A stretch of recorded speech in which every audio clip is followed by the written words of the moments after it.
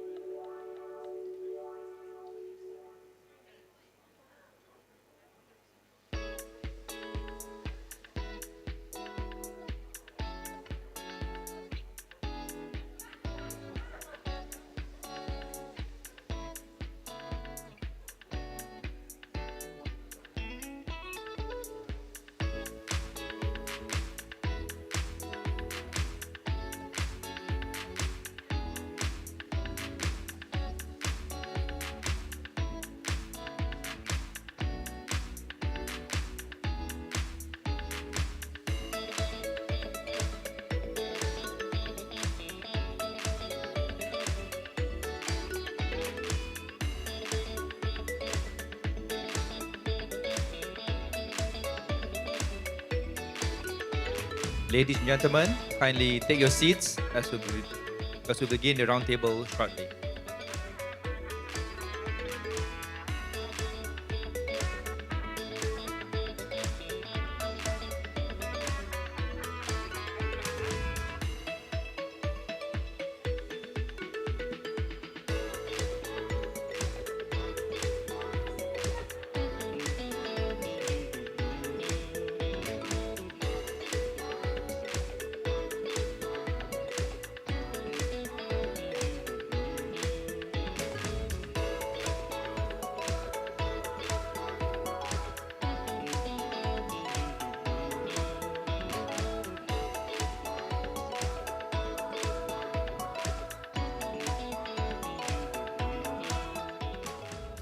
Okay, welcome back, ladies and gentlemen, to our concluding roundtable.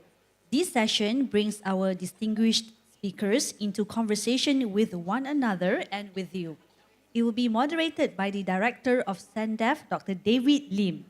So may I invite Dr. David and our panelists to the stage. Please welcome them.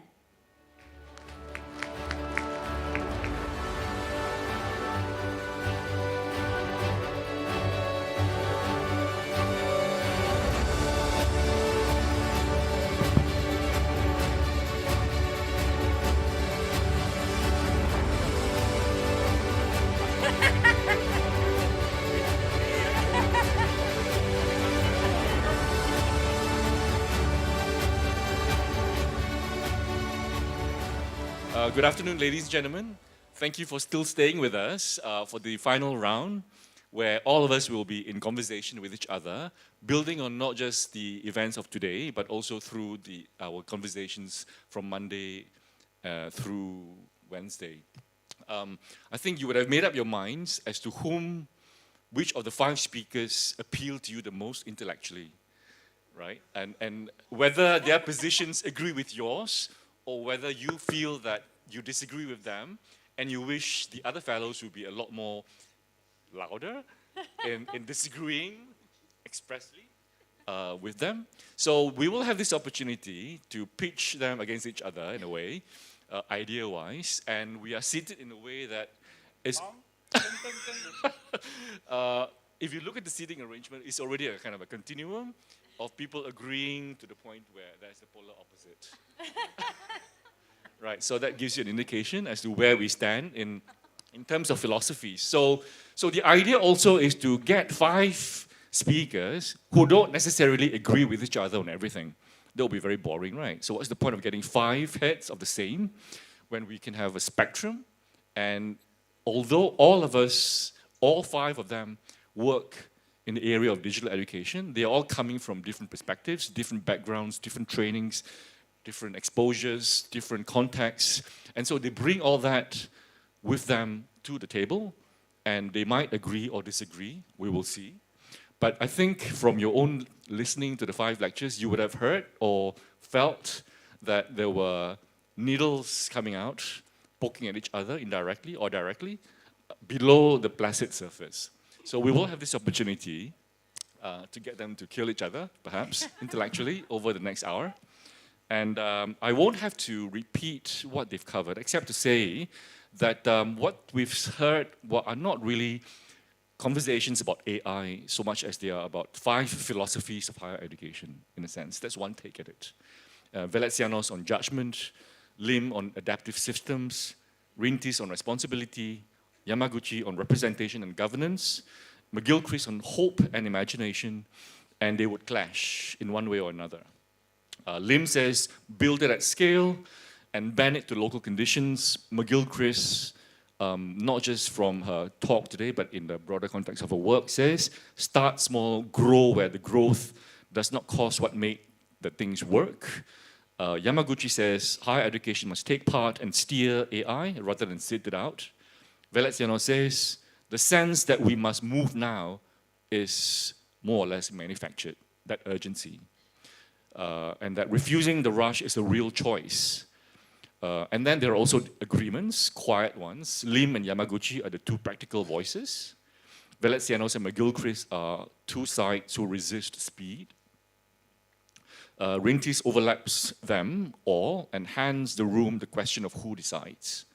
So now what I thought of doing was there will be 3 parts to the roundtable. The first part is where I will pose a question each to the speakers. Second part, I will pose 1 question to each of the 5, the same question. And the final part, we will invite questions from the floor, not really addressed to one particular person, but across, or you could share your feelings or your judgment or your opinions on how today's proceedings might have changed your minds about things, might have made you think about what the standard scripts might be or might not be. So with that, I would like to start by giving Prof. Veletsianos an opportunity to speak first.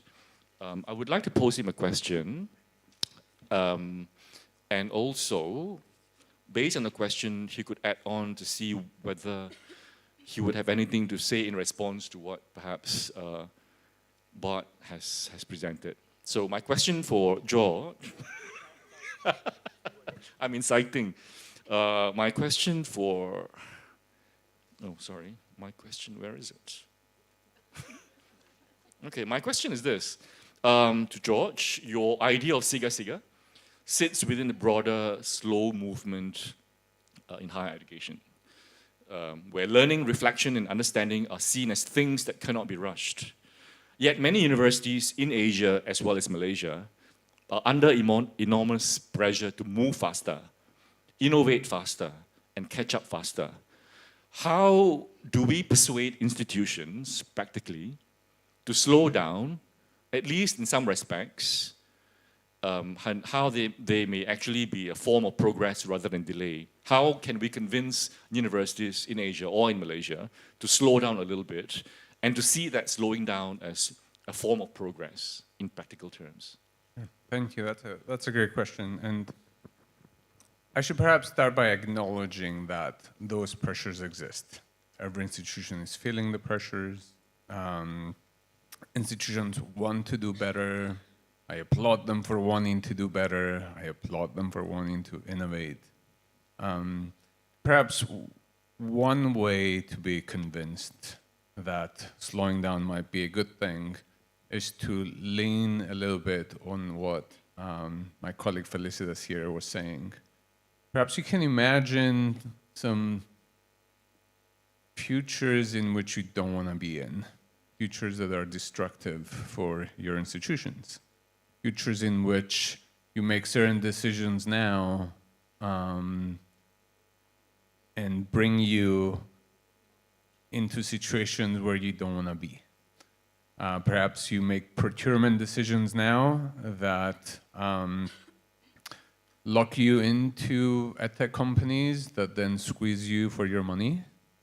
Perhaps you make pedagogical decisions now that lead to bad quality outcomes. I think it's important to remember that decisions made now impact our futures. And if we imagine it that way, in that rushing now might lead to destructive futures, that might be the impetus for slowing down. What Bart was saying earlier about us needing to move now. There's no time to slow down on those important decisions. Oh, sure. I mean, Bart is wrong. No, I think it's a good point. I think where I agree is that where Bart and I agree is that universities should take action. Action in imagining futures that serve them well, that serve our students well. I suppose the point of hurrying up is where we disagree. There's a tendency to say, if you don't hurry up, you're too slow. But my argument is that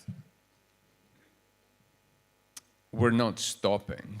We're continuing to do the good work. We're continuing to innovate, but perhaps not with the urgency that others want us to, because that urgency is putting us on a path towards futures that we might not want. Yeah. Okay, thank you very much. Sure. Still from the perspective of this side of the spectrum, addressed to perhaps Prof. Lim. You've heard that McGill-Chris talked about how, or at least hinted that certain things should not be scaled, at least in the earlier slides, and her other works, if you've read them. She doesn't believe in scaling just because you can. Some things are meant to be kept small, but so this is not really a repudiation of what Prof. Lim is saying, but the question is, you champion scaling professional learning, but what are there aspects of teacher development that should not be scaled at all? Yeah, thank you, David. It's like David just want to cause rich. All right, but both Felicitas and I, we are for hope and care. So we are on the same page. Rich. Okay, back to teacher professional development and scale. Right. I would try to respond to the question, but not by trying to poke at what like Felicitas have said about not scaling, because I do not interpret it as not scaling, right?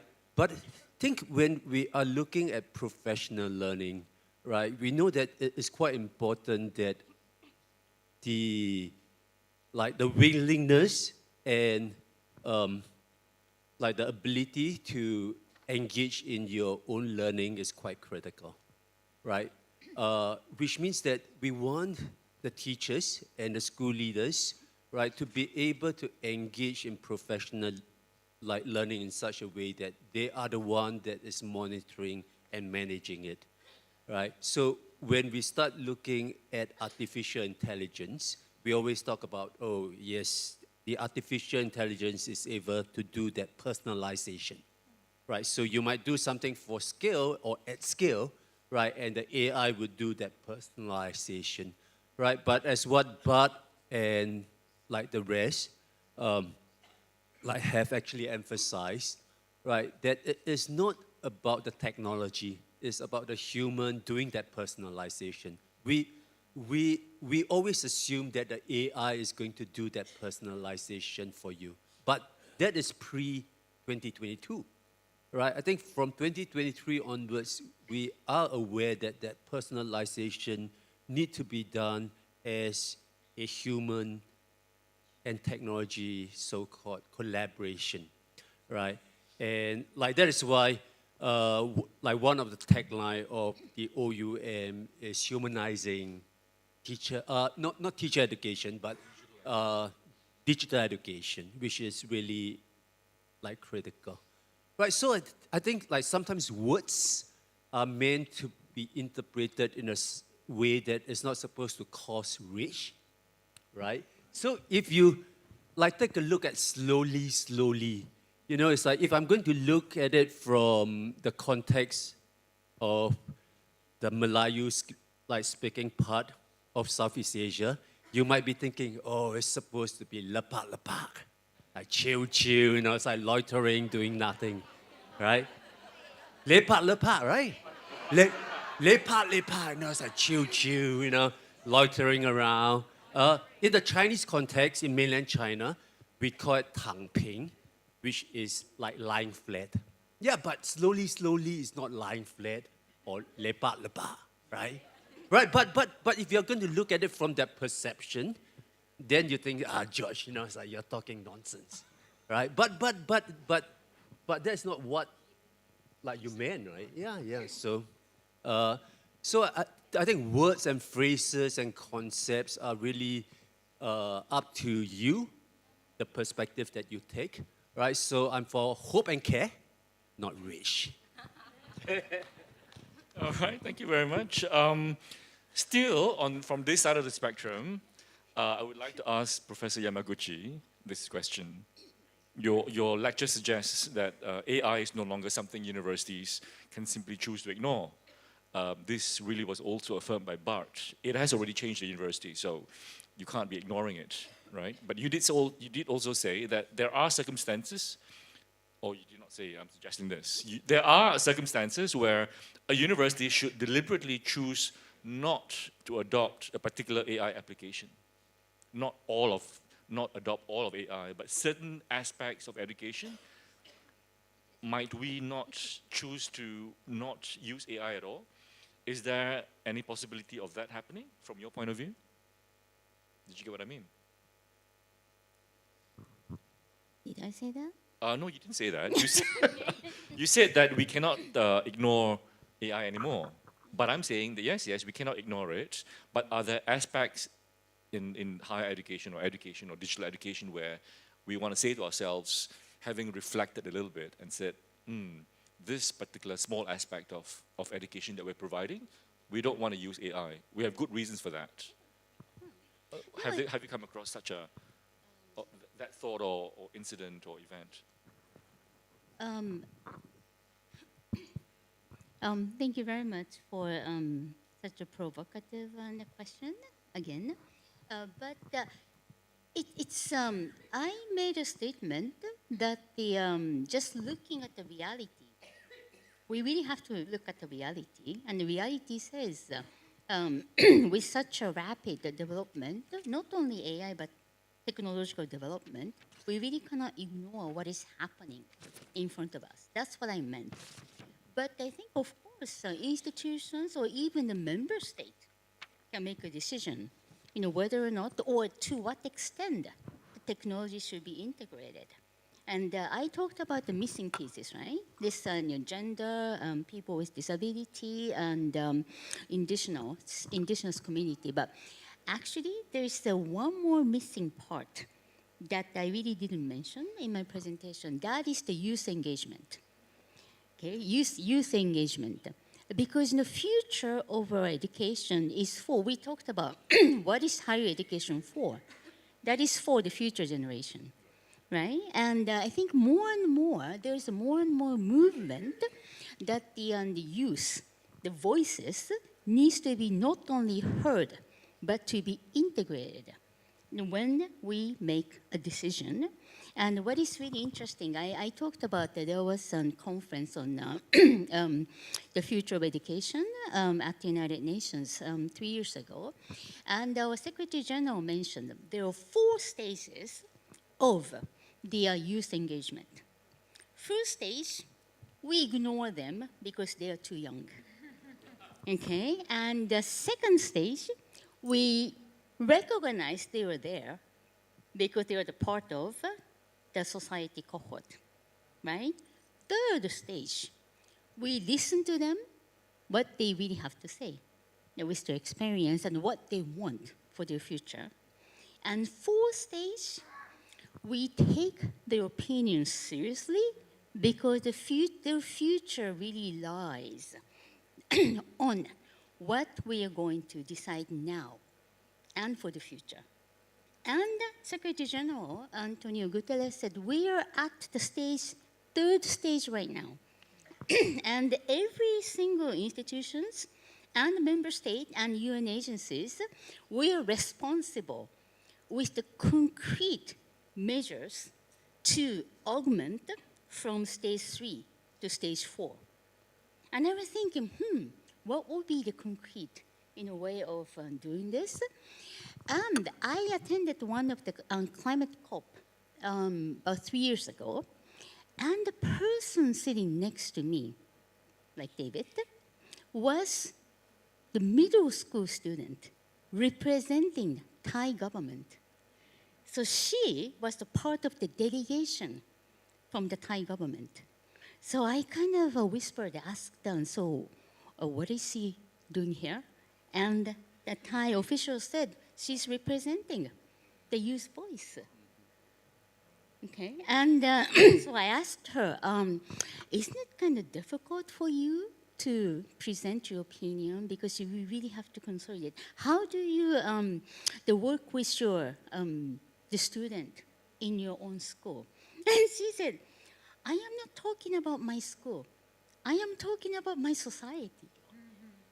Okay, so there are things happening that already at a very younger age. So inspired by that experience, we started to bring the university student to COP as a part of the UN delegation. And 2 years ago, we started to bring high school student as a part of our delegation.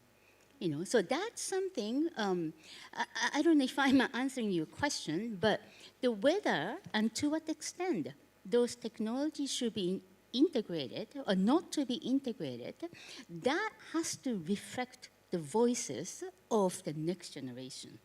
Because that is higher education is for, isn't it? So I hope. Right.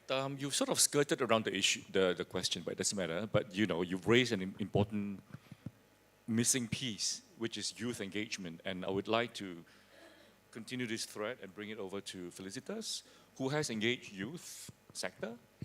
And in relation to that, I would like to add this question for her, where we often hear digital technologies will transform education for the better. Your lecture encourages us to be more careful than that. How can universities nurture imagination without confusing it with optimism about technology in relation to the youth? Okay, thank you for that question. I think perhaps one part of the answer is embedded in your question. You said making education better. And then who decides what counts as better? So if we can begin from that very fundamental question and say, okay, what counts as better? For whom is something better? And to discuss with different people what counts as better. And perhaps the second part is to say, okay, how do we discuss? Because sometimes we discuss and we invite people to talk, and the people who are very good at speaking, speak. So how do we create the conditions where people who are not so good or don't feel comfortable speaking, that they also feel welcome to speak? And how do we create those conditions? That's got to do with the setting. It's got to do with the kind of who invites, the kind of invitation which is made. Yeah, that would be my first initial answer to the question. Also, last question to Bart. You mentioned that in your research, you found that trust is central to engaging students in getting them to trust the system, trust that personal data will be handled with care, and trust in institutions deploying these technologies. Maybe not in the context of youth sector, but perhaps it includes that. But across the board, across all ages, would you say that trust is a recurring concern for learners that you've encountered? Does this indicate that trust is currently lacking? Not absent, but just lacking? Or is the issue that trust can no longer be taken for granted? So we've been investigating this for the last 10 years, and what our students are continuously saying is, we trust this if you as a university do this, if you really have very careful ethical principles. So the Open University was the first university in the world to have an ethical principle on learning analytics. We subsequently updated this on AI. So, but obviously you can lose trust really quickly. So some of the things, and obviously we've published on this, the most critical students that were most critical on how we used AI, we'd talk to them. And then we gave them a version of Ada. And once they started to engage with Ada and play with it and see how it could then be used, because it knows what you're studying, it understands you where you're going, they were like, whoa, this is so much better than I anticipated. So everyone has anxieties. I'm also really petrified about some of the things of AI. But what we purposely do within the Open University UK is to create a walled garden around this AI, so that we only share the data with the students and our staff. So you have to think really carefully about what you do. And with anything in life, trust can be lost really quickly. So I think it's an essential element of whichever technology or approach you're using. How many years did it take for you to build that trust using that system? So a year, 5 years? So with the first, obviously I would say read the paper, but I think from prototyping what students wanted to actually showing the first version to students was around 12 months. If we would do it again, it's probably 6 months, because of course the things go quicker and quicker and quicker. But it's, I think, really essential, which I think links also back to your point and also Felicity's point, is you really have to engage all stakeholders. So one of the other things which you haven't mentioned, and this links back to Professor Lim's point, we also gave the same Ada to the teacher, because the teachers were like, okay, is this really the answer that Ada is giving? Is that actually good enough? And quite surprisingly, they were like, oh, this is actually really good enough. So it's about how do you gain that stakeholder grouping and make sure that you're addressing the right kind of people. That's a success story. Yeah, George? So see what's happening right now? Bart is describing the OU's approach to AI adoption. And what he's describing is slowly, slowly. Right? They took a year. They had an ethical framework. They talked to their students. They conducted their research. It's grounded on years and years of research to develop a thoughtful framework for adoption and implementation. Right? So slowly, slowly doesn't mean let's wait 5 years to figure out what we're doing with AI. It represents that kind of thoughtful approach. So when we're thinking about doing things slower, let's not create a caricature of we're just gonna sit back and wait, which is what Professor Lim was saying, right? So even though we're having this sort of back and forth, I think there's a place where we are sort of coming together, and I appreciate that. And I was actually priming Bart to give me the answer that will allow you to respond in that way. But yeah, I think that was the first round, question each to the speakers. And now I would like to pose a question the same question to all Global Fellows. This is reconciliatory in a way. We have all delivered our lectures. You have listened to each other, looking back at today's discussions as a whole, rather than from the perspective of your own lecture. what do you now see as the single most deeply embedded standard script in higher education that universities need to move beyond? The single most deeply embedded standard script in higher education that universities need to move beyond. Would anybody, Prof. Lim?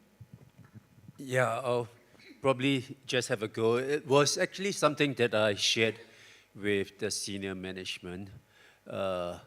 Like sadly, is a standard script for a while, but it has become more of a standard script, and more universities want to go towards that standard script, which is ranking. Right? There are more and more ranking systems coming in. Back then it was just Times Higher Education and Shanghai like ranking. Now there's a new kid that's on the block, which is really aggressive and money grabbing. Do not record this. Yeah. Beep. Next. Right. So,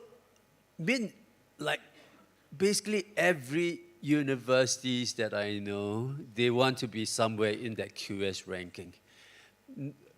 Because that is how they are able to enroll students, right? Because that is what parents see as they enroll their kid in that school, or when they apply for that university for their daughter or for their son, right? So that has become the script. It was the script, but it was a script that not many universities were totally keen on, right? But now it has become more and more of the script. Can we move beyond the script? That is my question.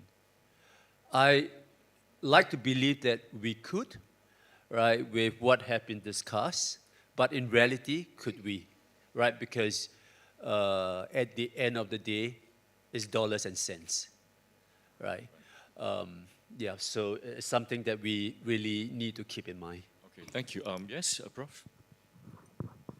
Thank you, Honorable the Professor Lim. So may I just supplement to his argument? Okay, I am not protecting a Times Higher Education, but I am serving as a board member for the Times Higher Education, but not for the academic ranking, but there is a ranking called the impact ranking.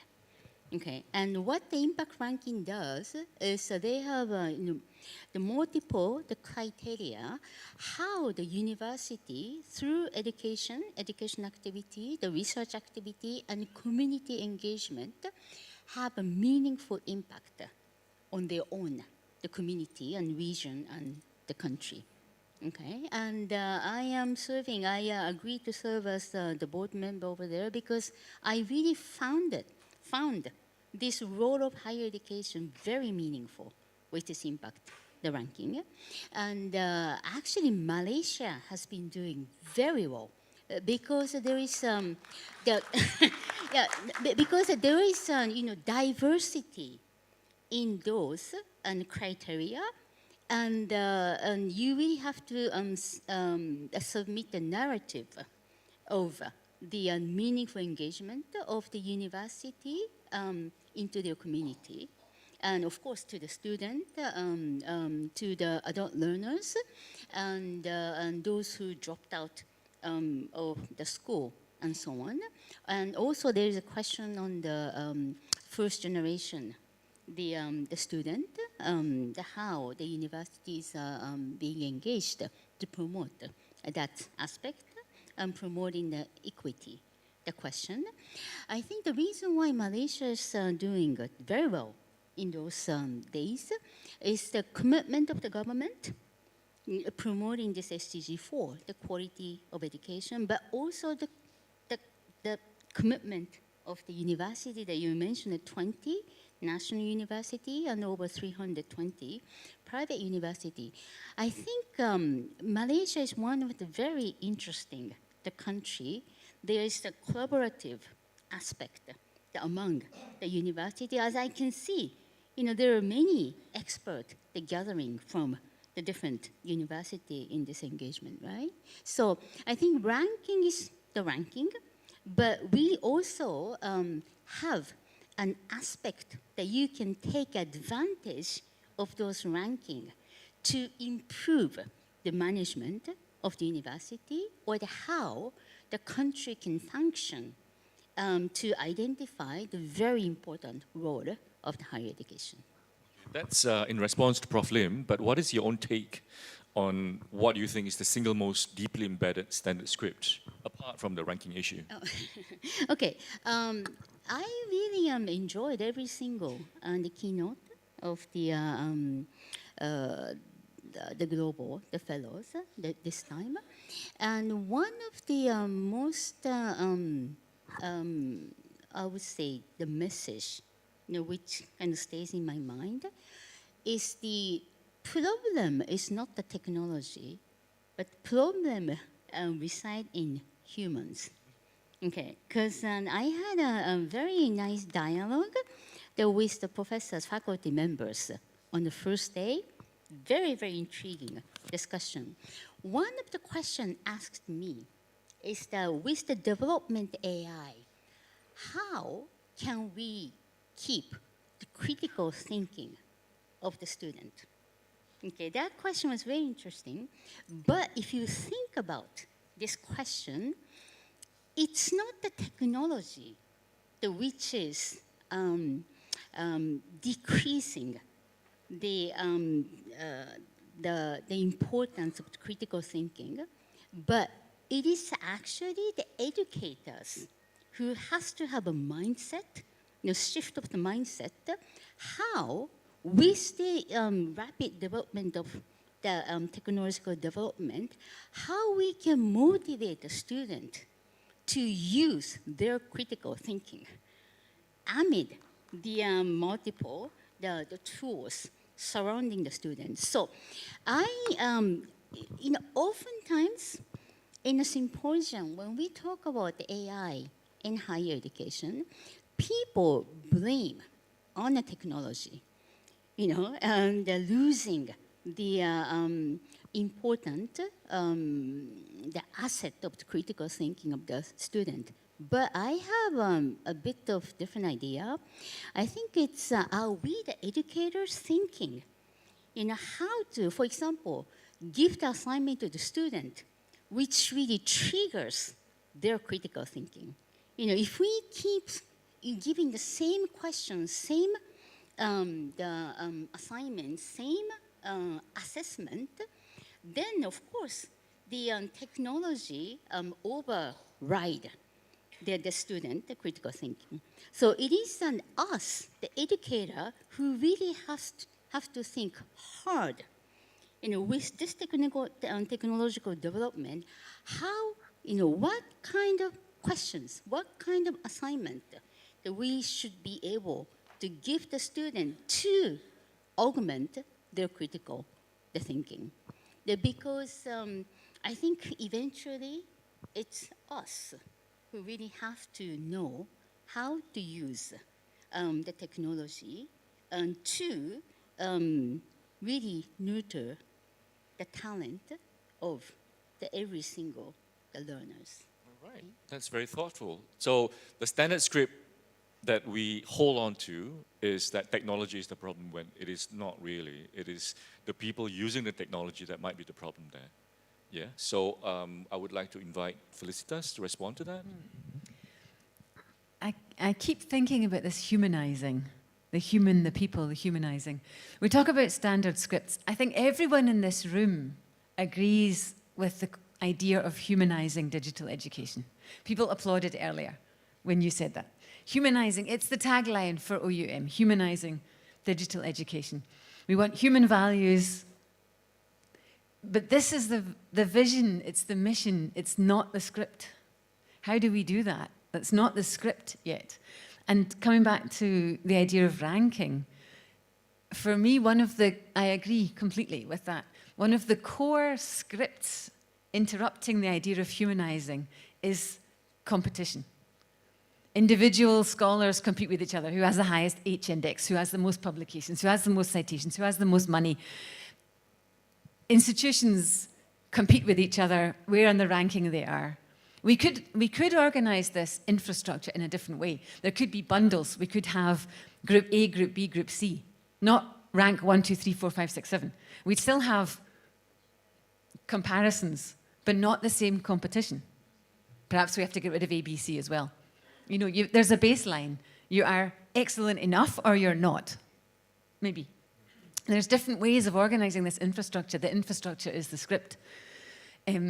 But this idea, this competition, this constant idea of competition ties into the ranking, it ties into the idea of catching up, it ties into the idea of being better than others. We do more than others, rather than we do good. We do what we can. We do the best for our students. We decide together with students, with the public, what counts as the best education, the better digital education. So this standard script of competition draws energy from so many good missions and good visions and good orientations. Bart, would you like to respond to that?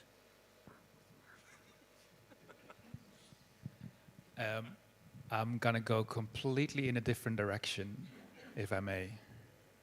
I think we as universities should move away from the script of thinking that we are only serving students.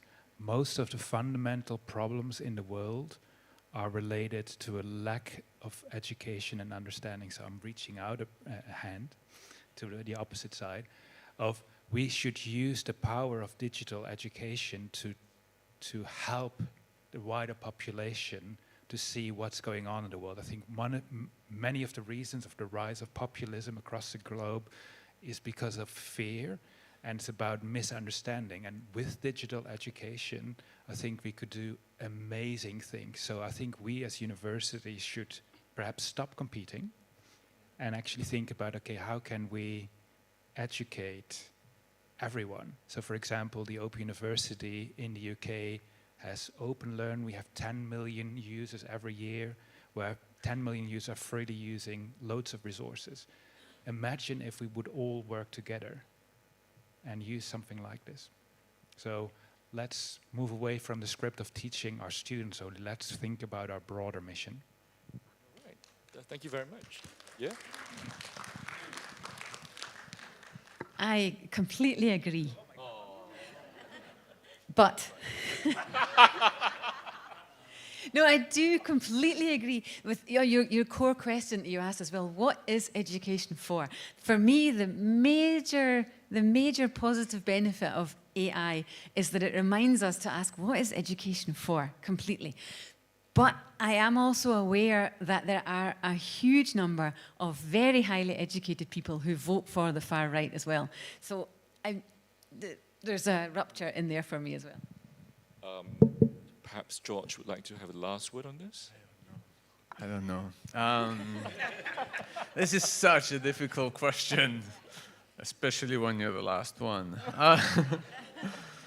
Because it's contextual, right? Like the answers differ so much depending on the context that you look at, and maybe that's the direction that I'll take here. I'll try and combine these ideas of competition, rankings, universities' sort of place in the world. I think we often try to, at universities, we try to look at other universities that are perhaps higher up in rankings than us and adopt practices or technologies or tools that they've created, right? We look at maybe I shouldn't name them, but like top tier universities, let's just call them that, and say, okay, well, perhaps we can emulate that practice and perhaps we can be better. And we often don't look at other universities that we imagine are at lower ranks than we are as, having things to offer. And perhaps we should be doing that more.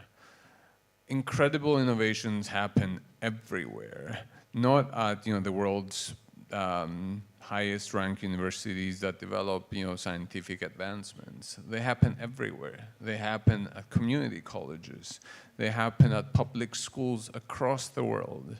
and perhaps by being more open to the innovations that happen, even in individual classrooms at our own institutions, we can all be a little bit better to serve our students a little bit better. I think that's one script that might be helpful to sort of turn upside down. Just this idea that universities which are higher up in the ranks, they have something to offer. Of course they have something to offer to us, but lots of places have lots of things to offer to us. Well, that's a very good reminder, yeah? Okay, one sentence? Just one sentence, because Judge said he does not want to be the last, so I'll be the last one. Save the best for last.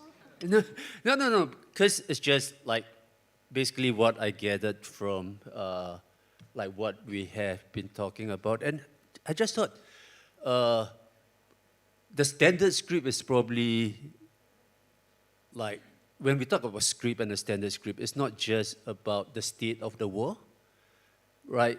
Like maybe like beyond the script is the state of the mind. Okay, are you going to leave it at that? Okay, that's open to interpretation. We are sort of running out of time. We've only got 10 more minutes. And I've got 2 more questions which I don't think I have time to ask. So I will now invite questions from the floor or comments. Yes?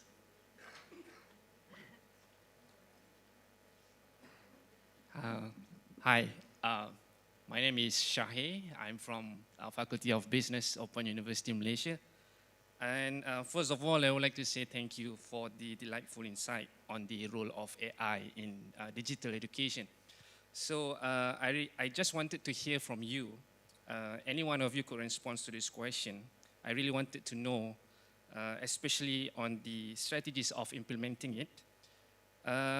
Is it possible to run a program that has mixed component of theory and practical by using a full ODL structure? That is my question. Thank you. All right. Could we perhaps get a response first? Anybody would like to? That's a bit open, huh, your question. Do you want to elaborate a bit more? I totally understood his question because when I was going to take my food in a buffet table, he spoke to me about this. He asked me this question. He is born in 1986, although he looked like he's born in 1996. Okay, please answer the question. Thank you. No. I've got to talk about the context why I understood you and the rest did not understand you. Right? So I think especially in the TVET context, like how could a full online program be able to support the development of a set of vocational and professional competencies, right? So, like, we had that conversation, right? And I said, like, maybe one of the ways is to ensure that it's complementary, right? So, if it's going to be fully online, then the participants must be fully on-site doing what they are training to do, which means that the online part will just complement them to be able to operationalize what they have learned online, right, in their workplace itself, right? So that's probably how I would see it, rather than assuming that you're just going to be creating simulations, VR, AR, possible, right? But I think it would make sense, like, for us to rethink how the online part would be supporting those who are in their workplace, not just carrying out a task, but trying to improve on carrying out that task. Another question. Sorry, the gentleman in blue. Thank you very much. I'm Arif Ismail from University Putra Malaysia. Thank you to OUM and the speakers for the insightful deliberation. I just would like to ask, with regards to the phrase standard scripts, I believe that some of us are trapped. When we talk about standard scripts, we talk about conformity or uniformity. Instead, we should look at standard as something that can also move towards common diversity. You know, when we talk about digital education in this Gen AI era, we cannot run away from the need for certain framework and guidelines. But how do you make sure that the scripts facilitate and celebrate diversity rather than curb the imagination and the creativity in our learners? Thank you very much. Excellent question. Any of you would like to respond? Yeah, Bart?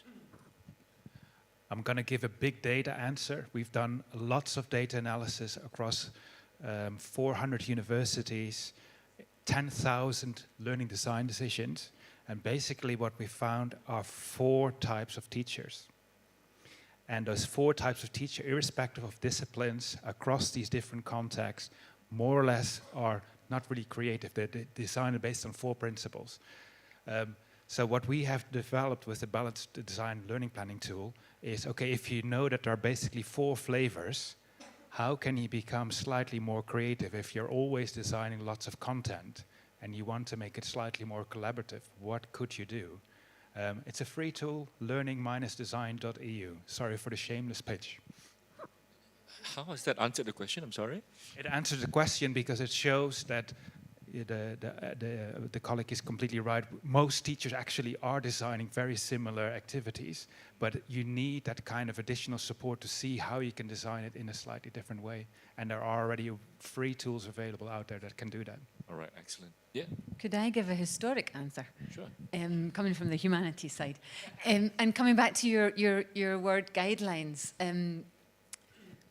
So that historically, an observation of historical change, looking at curricula in Germany, we've analysed curricula over the time, and they used to be, curricula for specific subjects used to be like 60 pages and give detailed instructions on content, on competencies, on all sorts of things. And now some of these 60-page documents have been turned into 16-page documents. So there's a lot more room for educators to put in their own specific foci, etc. There's an emphasis on thinking about the diversity of students that you're working with, but there's still a guideline which is more of a shared general frame, but it's more open. That's one thing I've observed over time that goes in that direction. Do we want to have a response to that question? No?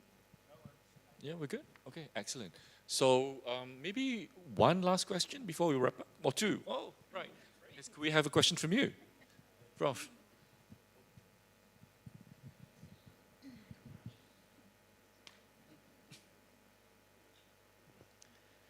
Thank you, Prof. Liam.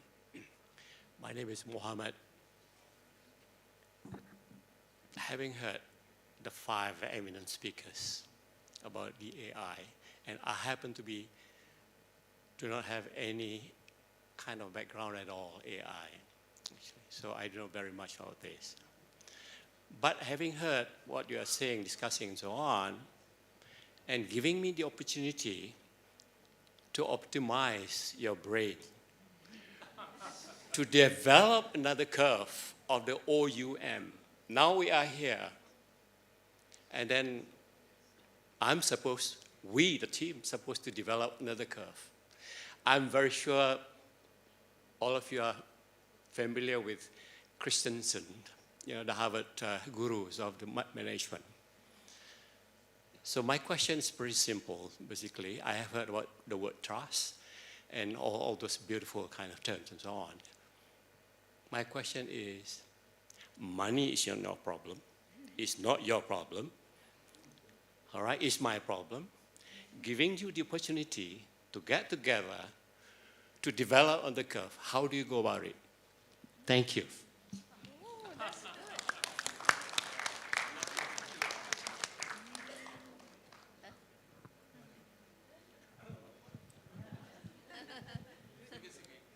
Thank you. Thank you, Mohammed, for that question. It's thoughtful and forward-looking, and I don't have an answer, but I have a recommendation, and it draws on some things that we've heard here today. And the recommendation is to ask that question of your students and your potential students and to listen to the answers that they provide. Oftentimes, we collectively make decisions for students and don't usually involve them in the decision making. I think it would serve us well to be more inclusive and ask, for example, people, what kind of future should we build together? What should the Open University of Malaysia look like in 20 years? Some of those recommendations, I think, will be really helpful. Excellent, thank you. Would any of you like to respond as well? Yes.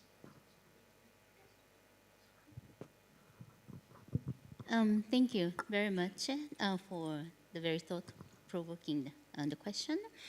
And in fact, the Professor David has been saying that we have a very different opinion, so we are poking to each other and so on. But we have been together only for the last 3 days, right? But what the phenomena was very interesting because organically we're talking about the collaborative, the work, and the next steps that already.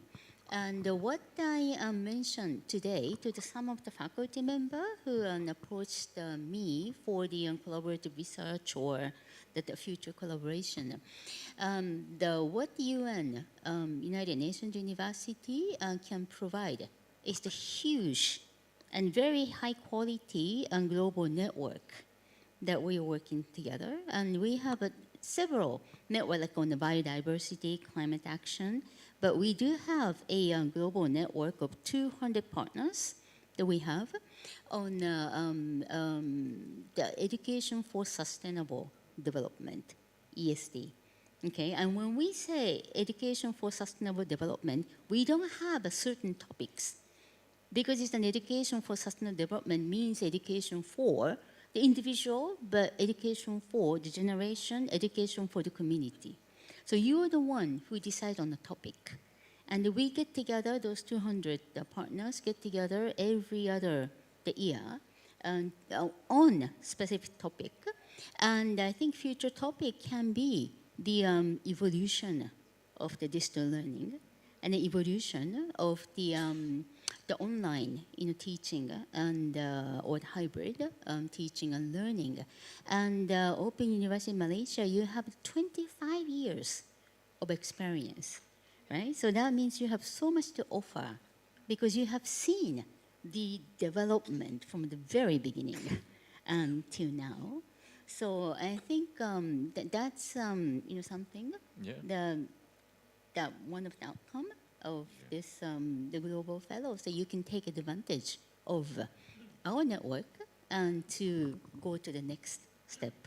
Yes, I want to thank Prof. Yamaguchi for highlighting that. Over the past 3 days, we have grown, talked together organically, making plans for the future, and that's a good start. But I just wanted to clarify, right, when you said that if money was not an objection, what plans can we come up with? Was that a fictional thing, or is that for real? So money is no objection, right? We can ask for all kinds of funding. Is that how it works? Anyway, so yeah, any last words before we wrap up? Felicitas? Well, I wanted to propose a very expensive suggestion. No, I'll try and be brief. There are some colleagues in Australia have worked with methods to do what George proposed. They use deliberative mini-publics is one method. Hybrid forum is a different method. They have publications about these things. Where it's inexpensive because you need a moderator, you need the prompts to have this speculation going on and this specific discussions among a large number of your 40,000 students. Especially, to create ideas that your task then is to make them more specific in what you can do in your university. It's very expensive because of the moderators, because of the space, but they have very concrete methods that you can use to engage different stakeholders and students and get these ideas for the next step. Excellent. I think we've got a project for the next year or so for that, funding assured. So on that note, I would like to thank all our global fellows who have very kindly shared their expertise with us. We have thoroughly enjoyed our time with them. And we also want to thank the audience for being kind enough to stay with us from morning till evening. We will like for you to share your views on how you see today's proceedings in a questionnaire, which ought to be flashing at some point. The QR code, where is it? There is a QR code for them to scan, no? Is it going to be scanned? No? Anyway, we will also be emailing you a little certificate of participation based on your registration, as well as the QR code for you to answer the questionnaire. So yes, I would also like to thank the management of Open University Malaysia for kindly supporting our effort here to reach out to the community. This is our little gesture because we do really believe that our discussions should not be confined to just to academia. We ought to reach out and expand and get the public involved, because after all, it is them who will live with what is to come. They will have to be participative in the futures that they want to create with us. So with that, I thank you again, and I would like to close the session and hand it over to the MCs. Thank you very much. Thank you, Dr. David, and thank you once again to all our panelists. We invite everyone to return to their seats.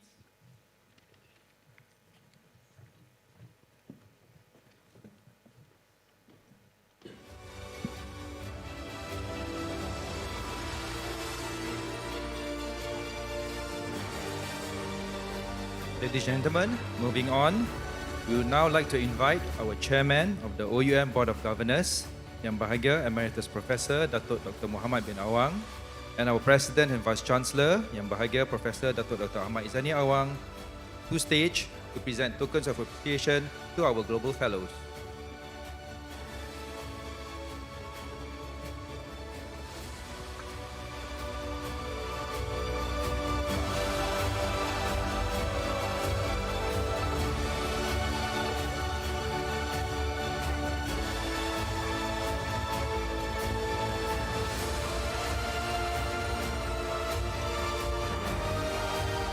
We call upon Professor Lim Cherping,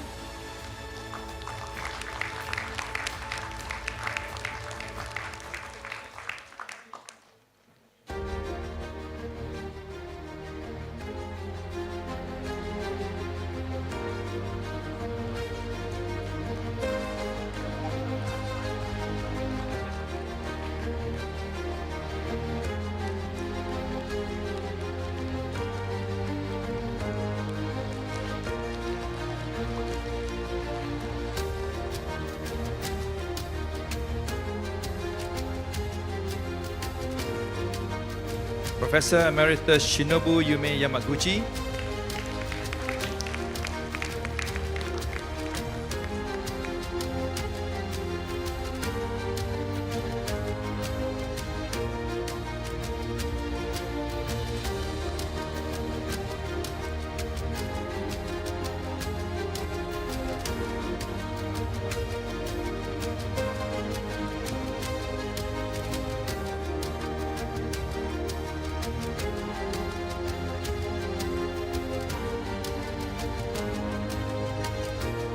Professor George Valencianos,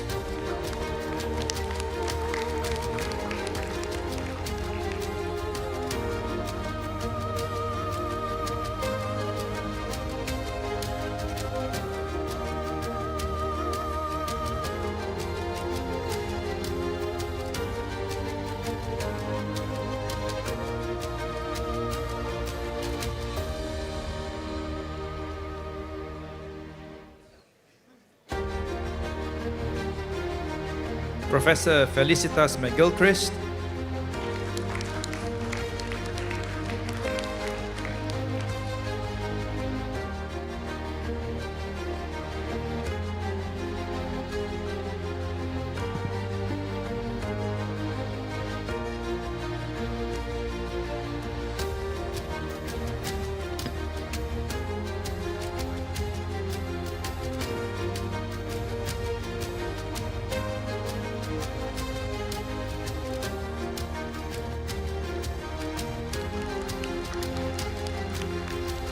and Professor Bart Rientis.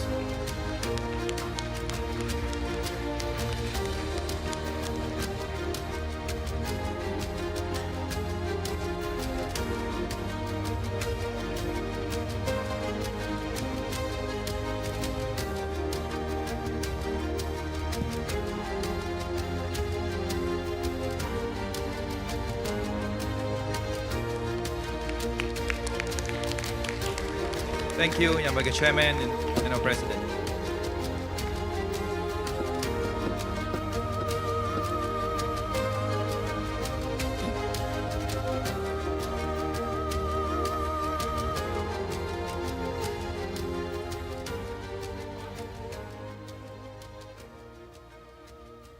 Ladies and gentlemen, we now come to the closing of our program. It is our honor to invite our Vice President and Deputy Vice Chancellor, Academic and Research, Yang Berbahagia Emeritus Professor Datuk Dr. Muhammad Tajudin Mat Ninggal to deliver the closing remarks. Please welcome him.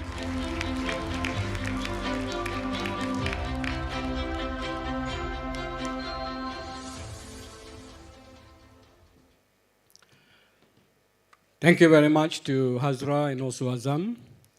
Assalamualaikum warahmatullahi wabarakatuh, and very good evening. Wow, it's been a long day, isn't it? Let's give some energy to this room.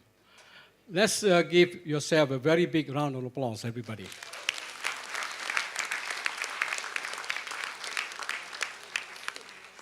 Yang Bahagia President of the Open University Malaysia, Professor Datuk Dr. Zani Awang, thank you for your support. So without his strongest support, the event will not be a reality today. Let's give him a very big round of applause, yeah? And of course to our Chairman, Board of Governors, Professor Datuk Dr. Muhammad Awang, I think you saved your last question, the most explosive question of the day. All right? You even make all the speakers stunned, and they are speechless, yeah? And of course, to all the distinguished OUM Global Fellows, members of the OUM management, esteemed guests, deans, directors, heads of departments, members of our academic community, ladies and gentlemen. It is my sincere honor and pleasure to do the closing of our event today. It's been a long day. I'd like to invite all of you, since this is the last session of our event, something to be memorable, something to be bring back to your destination, especially to all our esteemed fellows. I'd like to invite you to do a little activity to raise your right hand, everybody. Everybody raise your right hand. And put a big smile on your face, and tap your left shoulder, and say to yourself, there's no better me other than me. Now point to your neighbor, don't poke your neighbor, point to your neighbor, and say to your neighbor, there's no better you other than you. So we are not done yet. We're not done yet, right? I want you to continue and say, I'm so happy. Still point to your neighbor. I'm so happy you are still here today.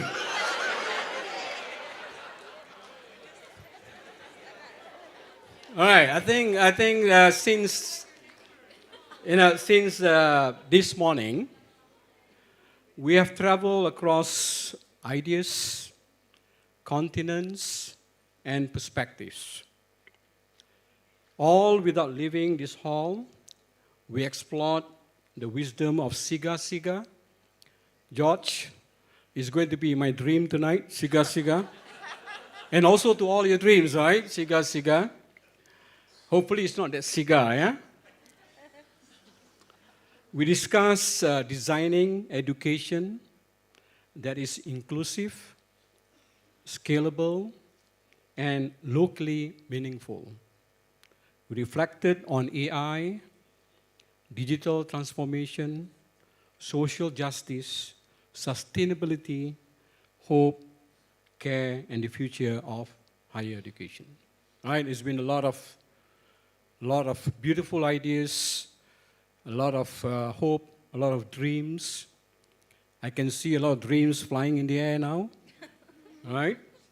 And of course, I can see a lot of money flying in the air also, Datuk, right? But it's called fake money, yeah? All right. So I'm sure many of us are living today with new ideas. Perhaps, even more importantly, we are living with new questions. And to me, that is the true mark of a successful university gathering. Not that everyone agrees, but that everyone leaves thinking a little different. I think there's a wonderful book shared by Emeritus Professor Datuk Mohd Awang. I think he shared a wonderful book recently during our board meeting. The title of the book called The Synthetic University. I'm still reading it, all right, a few pages, and it really struck my mind that almost all universities around the world, we have about 20,000 universities around the world, we are doing similar things. Everybody is in silo, everybody is competing, everybody is playing that ranking game, and it's high time to really come back and let's collaborate. Let's work together because we are moving towards the same mission of providing quality education.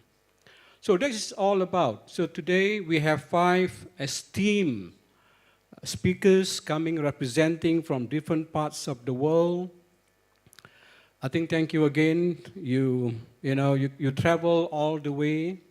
I know from America, George, more than 24 hours, George, more than 24 hours traveling from United States to here. I know that because I've been studying in the States. And, from different parts of the world, Germany, Hong Kong, Japan, and of course we have from UK, also from UK, Bad Rintis, yeah? UK, Bad Rintis. So to me, your presence really add value to our conference. You really instigate our mind. It's a thought-provoking ideas, right? Because I think it's timely that we do not subscribe to the standard script. Sometimes we have to break the pattern, right? Break the pattern to get a different outcome, different outputs. Otherwise, you're going to have the same, back to square one, the same results if you are not creative enough in terms of creating new ideas in teaching and learning. So again, I think maybe the question we should keep asking are not, will AI replace us? But rather, we ask the question, how can AI help us become better educators? How do we make technology more human? How do we ensure that every learner, regardless of background, has the opportunity to succeed? So we are talking about a spectrum of the community that hunger for knowledge, right? So we are not talking about approaching one segmentation of the society. We're not talking about the elites. We're talking about people on the ground, people who are alive, people who have dreams, people who have hope. So what is the role of the university? We are not merely, the ivory tower. So we have to listen to the ground, listen to the beats of the hearts of the people. So because at the end of the day, education has never been about technology. It has always been about people. Technology can personalize learning, it can analyze data, it can recommend contents in seconds. Technology can do wonders, right? But technology cannot replace encouragement. Technology cannot replace compassion. It cannot replace the belief a lecturer has in a struggling student. So we have students on the ground struggling to complete their studies. And certainly it cannot replace the determination of an adult learner who studies after a long day at work, after putting the children to bed, or during the few precious hours they have before dawn. So again, we are talking about people, who are always striving to be a better person. We are talking about social mobility, how to make a difference in the life of the learners. So again, we are coming back to the core values. The fundamental of education is about educating. It's not about technology. Technology is a tool to drive education. But finally, the fundamental is what is the purpose of education. So at OUM, these learners inspire us every single day. The 40,000 active learners from different parts of the country inspires our educators. They remind us why innovation matters, not because it is new, but because it makes learning more accessible, more meaningful, and more empowering. So the future belongs to those who collaborate. So again, we see the importance of not doing things in silo, but we have to really come together and find ways how we can make this education a better place. Well, to all our distinguished fellows, humbly, deep from our heart, the bottom of our heart, I'd like to single out each and every one of you. Emeritus Professor Shinobu Yume Yamaguchi. Wonderful, wonderful sharing. Let's give a very big round of applause.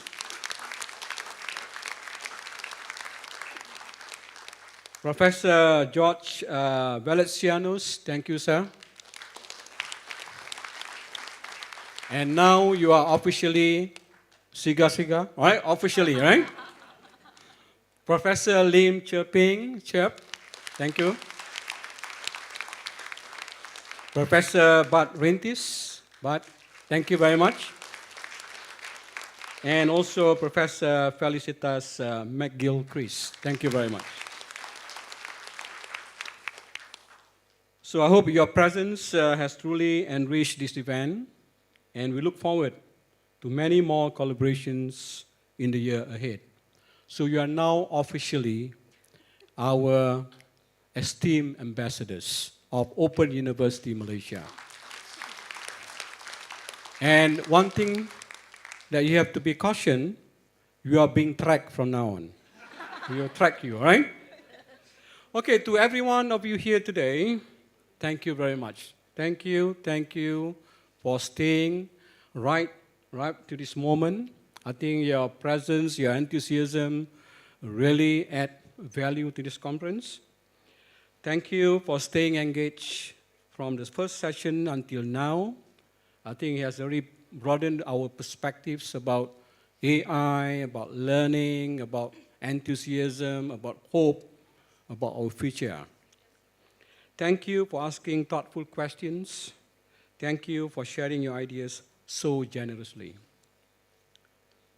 So again, ladies and gentlemen, our theme, Beyond Standard Scripts, is more than just the title of this lecture series. It is a mindset. It challenges us to move beyond familiar routines, to question assumptions, to embrace creativity, and to have the courage to imagine a different future. I'd like to share what has been said by Albert Einstein. One said, we cannot solve our problems with the same thinking we used when we created them. So we have to really have a different way, innovative way of solving our problems. Because now we are dealing with a new set of generation. It's not about 40 years ago. Datuk Muhammad Awang, it's not during our time. During our time, everybody wants to go to the university. Everybody wants to stay on campus. But now everybody wants to run away from campus, right? It's a lifestyle now. It's a new academia, right? It's a new lifestyle. So university have to adapt and adopt to the new way of living. Otherwise, we become irrelevant. University will be seen as not matching the needs and aspiration of the new generation. So perhaps that is exactly what Beyond Standard Scripts is inviting us to do. As we live today, I hope the conversations don't stop at the exit doors. May they continue over your coffee, you talk about it. During your next research meeting, I hope after this there'll be many proposals will be coming in. Professor Batrintis, I hope you don't block our email, all right? So there'll be many proposals will come in to collaborate, because I believe that is the way forward, to really engage into academic discourse and, look for different things inside your classroom, and perhaps in future collaborations between our institutions, and who knows. So again, before I conclude, I would like to also to express our deepest heartfelt appreciation from the management, especially to Associate Professor Dr. David Lim. Let's give him a very big round of applause.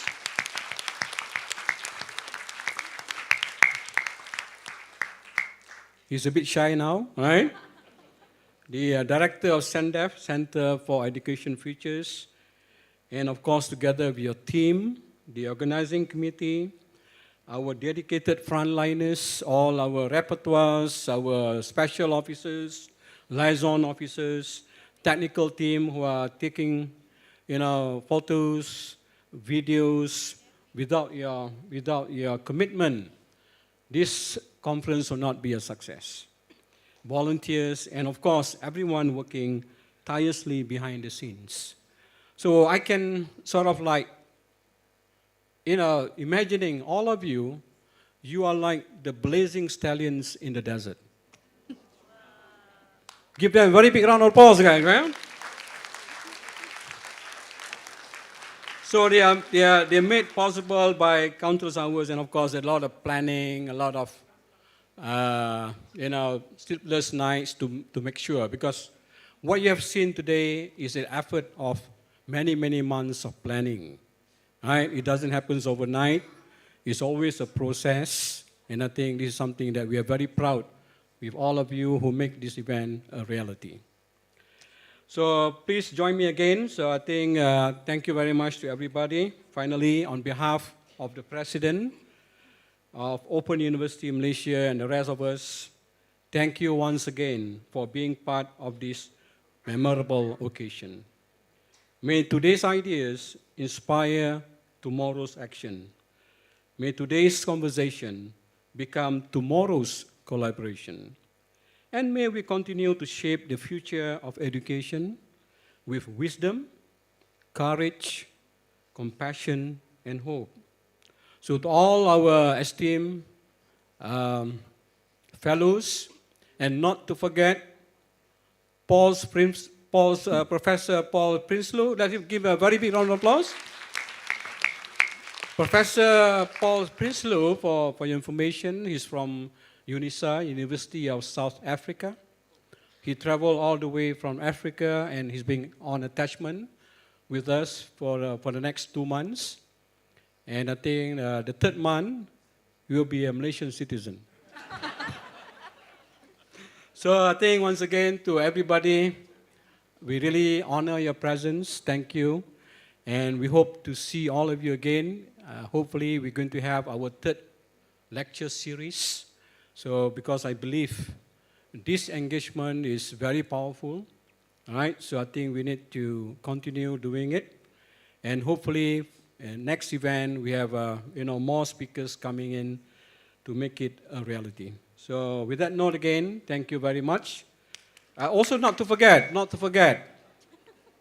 I know it's traffic jam now, all right? Just bear with me.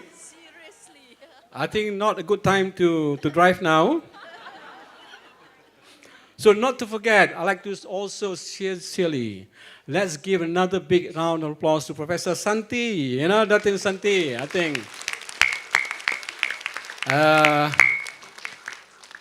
Because she's been coordinating, since day one.